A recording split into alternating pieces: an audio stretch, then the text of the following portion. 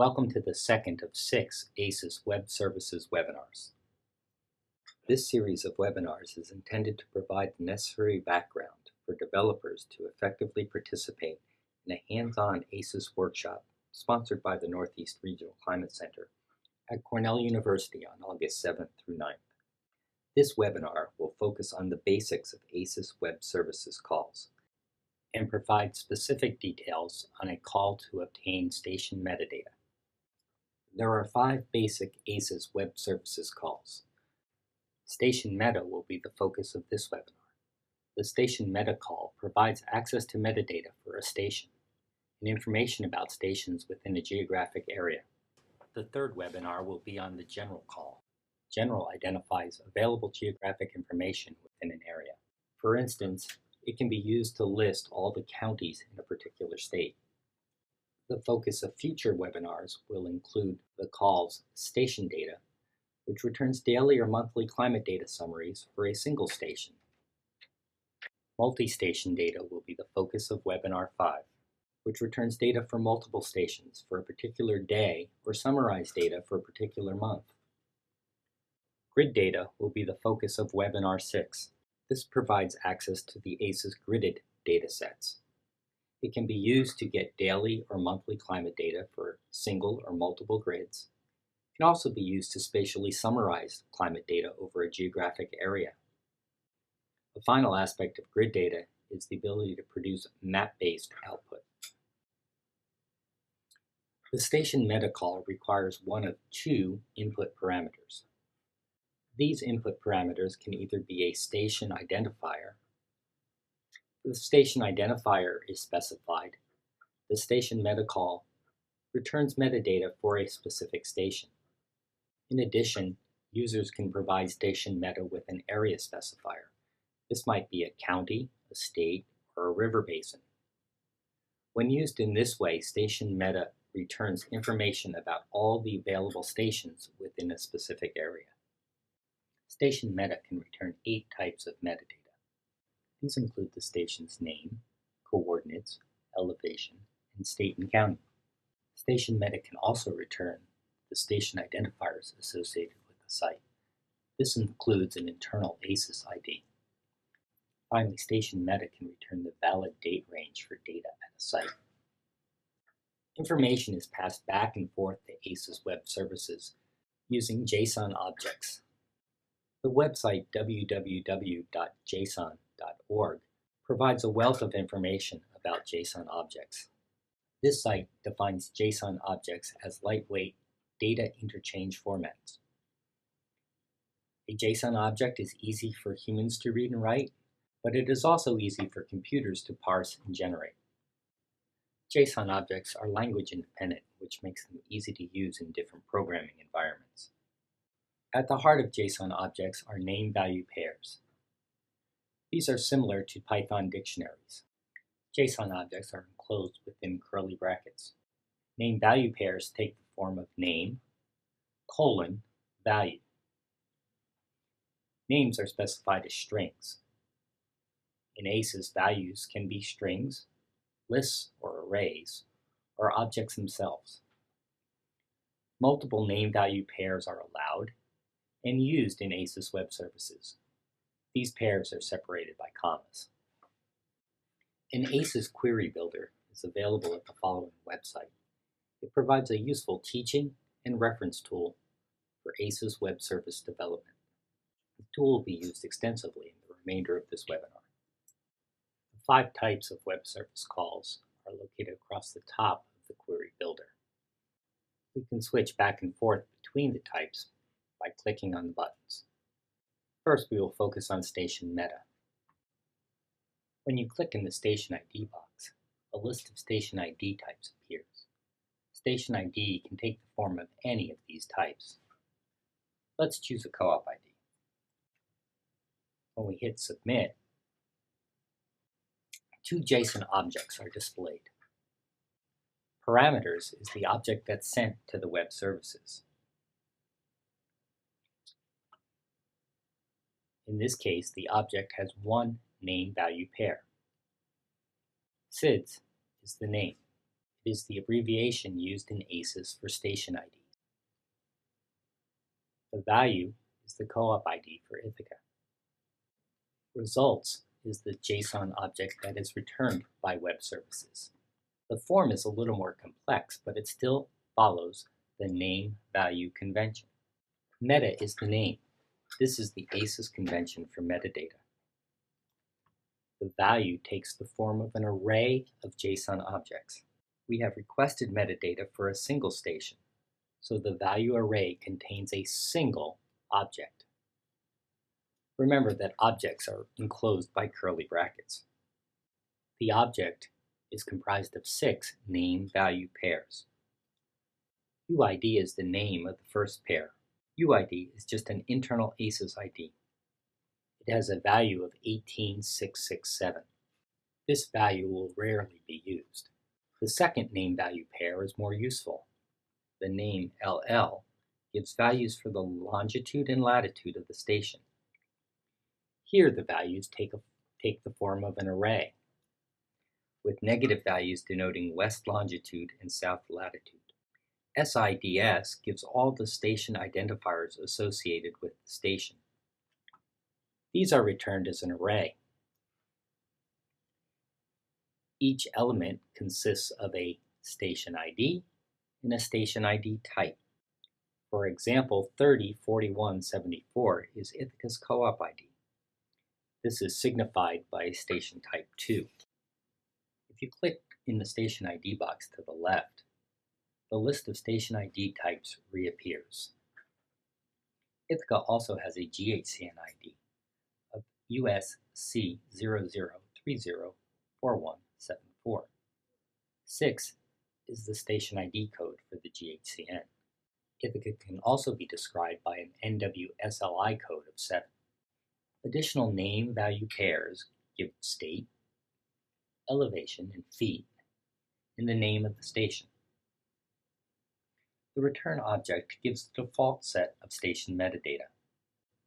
A customized set of metadata can be obtained by expanding the name-value pairs object that is sent to the ACIS web service.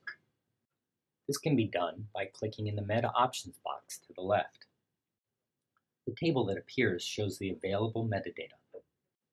Let's say we only care about the station's IDs, coordinates, and elevation. These codes can be entered into the Meta Options box separated by commas.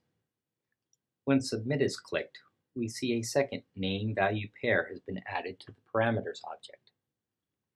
In this case, the name Meta signifies the meta options we want returned. These are the values, SIDS, LL, and elevation.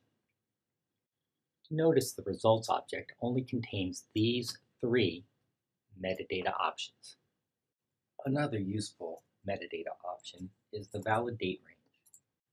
Valid date range gives the beginning and end dates of the period of record for a particular variable. If valid date range is added in the Meta Options box, a second input box appears. This is because we must also specify the variables that we want the date range for. Clicking in this box provides a list of the available variables. Let's say we are interested in minimum temperature and temperature at observation time. After the abbreviations for these variables are entered, again separated by commas, when we hit Submit, the parameters object that is sent to ACIS Web Services now contains an additional name-value pair, denoted ELMS. The results object that is returned still contains a single JSON object, denoted Meta. The value is an array for the name valid date range. This array contains 2 arrays, in the order specified in the elements array. In this case, the first is the valid date range for minimum temperature, which starts in 1893. And the other is for the temperature at obs time, which doesn't start until 1918. In the previous example, metadata were obtained for a single station. More commonly, metadata are required for multiple stations. This can be accomplished by a single web services call. Suppose metadata are required for an eclectic mix of 4 stations: a co-op station,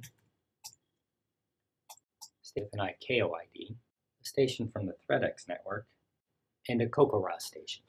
If we choose to only display these stations' names and latitude and longitude, the parameters object now contains two name value pairs. The name SIDS refers to the station IDs, and the name is a list of the 4 station IDs. The name META is also associated with a list of the name and latitude and longitude that we desire. The results object contains a single name value pair, the name being meta since we've requested metadata, and the value being an array. The array consists of 4 name value pairs associated with each of the stations: the co-op station, Ithaca Cornell University; the ICAO ID, Syracuse Hancock International Airport; the ThreadX station for the Boston area; and Freeville, the CocoRA station. Notice for the ThreadX station that the latitude and longitude, LL, is absent. This is because no single set of coordinates is associated with a ThreadX station, since these data combine multiple stations over the period of record. While the Query Builder is a useful tool for learning how to construct ACIS Web Services calls, and will continue to be a useful reference for development using ACIS, it is not designed for operational access to ACIS. Web services can be accessed from the Unix prop using curl. Typing curl --data single quote parms equals, and then inserting a parameters object like the one we produced using the Query Builder, followed by a single quote. This is then followed by the URL for the ACIS server. In this case, we are connecting to the test server at the Northeast Regional Climate Center.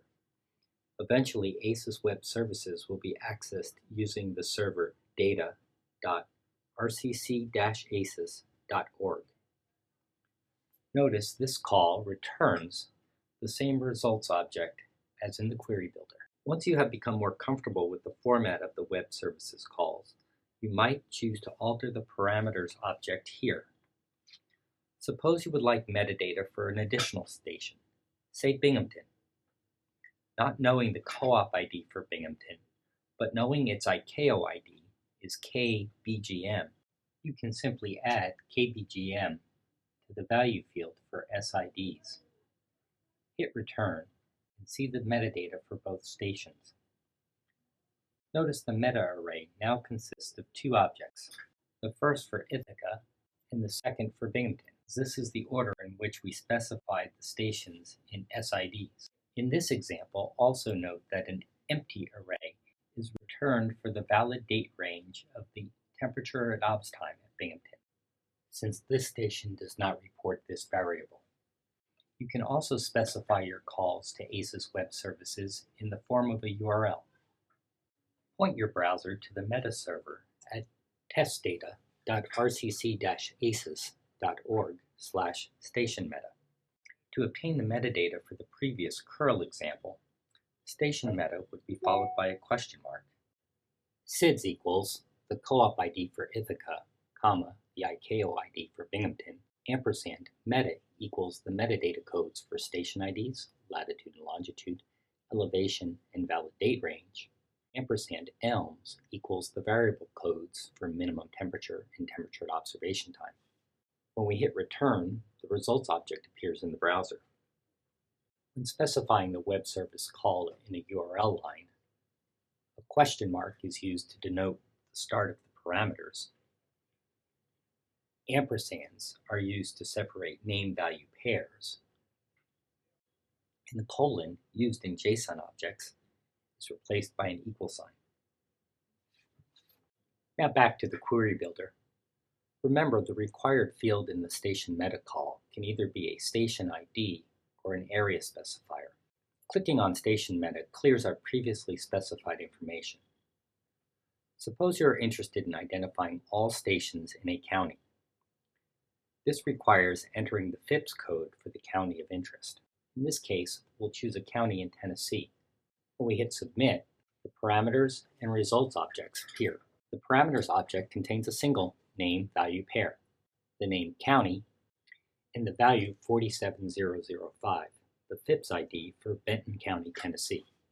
The results object contains a single name, meta, followed by an array of metadata. Clicking on the Format button makes the results array a bit more easy to read. Here we've requested the default set of station metadata. So for each station within this county, the UID, a latitude and longitude, the station IDs associated with the station, the state, which is Tennessee, elevation, and the station name is given. Each object that comprises the results object is a unique station. In Benton County, there are 10 available stations. Some of these stations are co-op stations, denoted by the ID type of 2. Others are not part of the co-op network, but instead are part of the GHCN, ID type 6, and CocoRoS network, ID type 10. Let's alter our query by specifying some optional input. Suppose we only want to display the metadata for station IDs, station name, and valid date range. Remember that valid date range also requires that we specify an element. In this case, let's choose precipitation. We hit Submit, and a new parameters and result object appear, and hit Format to make the results object more readable. There are a couple things to note. Some of the stations in this county are no longer active, since we did not specifically specify a starting and end date with our call. The stations in the CocoRoS network have fairly recent starting dates, with Big Sandy starting in 2011. Now suppose we only care about those stations that are currently active. We can specify a start date and an end date. Hit Submit,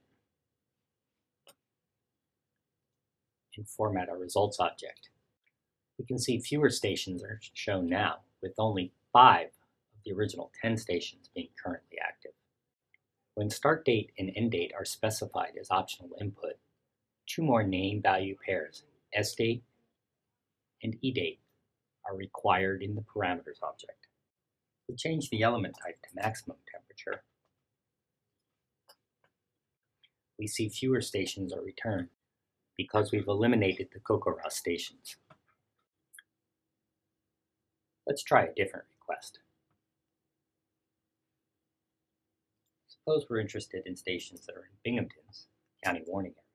We'd like to limit our metadata options to name, state, our element to maximum temperature, and our starting date to reflect only recent data. We see there are a number of sites in the Binghamton CWA. This CWA includes stations that are both in New York and Pennsylvania. Suppose we're only interested in those stations that are in Pennsylvania. We can add an additional required input element, Pennsylvania, hit Submit, and we see that only those stations that are both in the Binghamton CWA and in the state of Pennsylvania are returned by the metadata query. A different example might include a bounding box. Let's look for stations within a box bounded by 100 degrees longitude, 48 degrees latitude, 99 degrees west longitude, and 50 degrees. Notice the specification gives longitudes from west to east and latitudes from south to north. We'll add the meta options of name, state, and station IDs, and only request precipitation. When we hit Submit, we see that the results returns metadata for stations both within the United States, in this case a site in North Dakota, and also sites within Canada. The Canadian station is only a member of the GHCN, ID type 6, whereas the North Dakota site exists in both the co-op, GHCN, and real-time chef feed. This concludes the second of 6 ACIS Web Services webinars. Please register for the ACIS Web Services Developers Workshop to be held at Cornell University in Ithaca, New York on August 7th through 9th. The registration form is available on the data.rccacis.org website.